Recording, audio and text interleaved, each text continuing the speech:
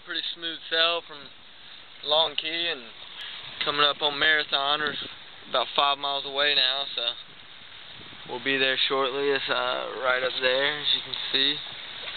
Well, I don't know if you can tell on the camera, but we're doing pretty good to be doing a run. Cruising alright. You want to grab the tiller, babe?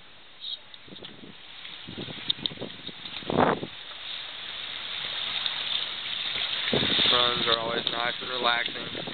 Easy. We're able to let the dogs up and everything. Being no lean or hill on the boat.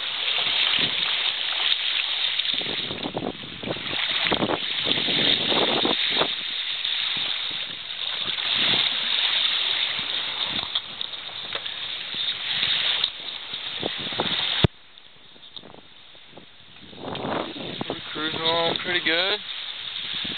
Nice smooth sailing.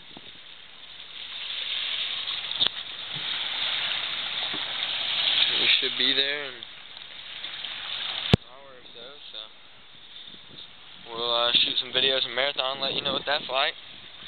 And then from there to Sugarloaf, from there to Key West. Until next time, peace.